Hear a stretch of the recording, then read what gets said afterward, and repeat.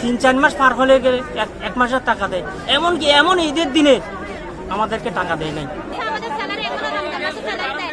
আমাদেরকে 12 ঘন্টা জোর করে রাত 12টা 1টা পর্যন্ত রাখা হয় এখানে ফ্যাক্টরিতে। শুক্রবারে বন্ধ দেওয়া হয় না, বন্ধ হয়ে বলে বেতন দিব না, না আসলে বেতন দিব না।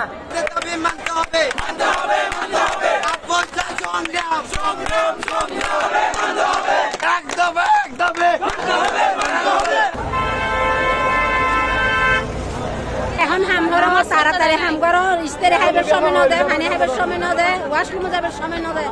এই একটি এক কাজ করা তো নামাজের ঘর তো ভাঙি নামাজ সরবত ন এই লজ্জা স্যার খেয়ে খেয়ে হবে না। আমার 3 মাসের বেতন আটকায়নি।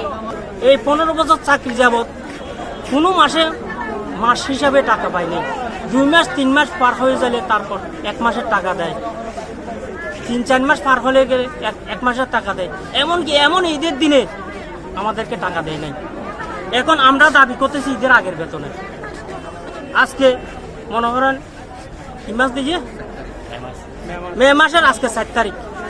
শ্রমিকরা সবাই একত্রিত হয়েছে বেতনের জন্য। আমরা চাকরি করি, ক্ষুধার্ত মানুষ।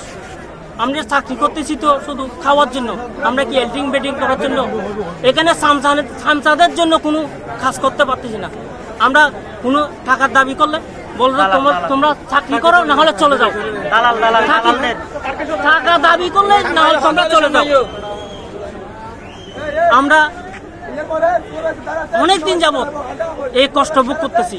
আজকে এখানে আরো অনেক ওয়ার্কার চলে গেছে। প্রায় 30 বছর ধরে আমরা কষ্ট করতেছি এখানে। আমাদেরকে 12 ঘন্টা জোর করে রাত 12টা 1টা পর্যন্ত রাখা হয় এখানে ফ্যাক্টরিতে। শুক্রবারে বন্ধ দেওয়া হয় না, বন্ধ হয়ে বলে বেতন দিব না, না আসলে বেতন দিব না, মানি কাটিং করবো এরকম বলা হয় আমাদেরকে। শাইনি চুলে এখন হবে সব হেয়ারস্টাইল। সিল্কোর দ্বিগুণ শাইনি চুল প্রতিদিন। আপনাদের সমস্যার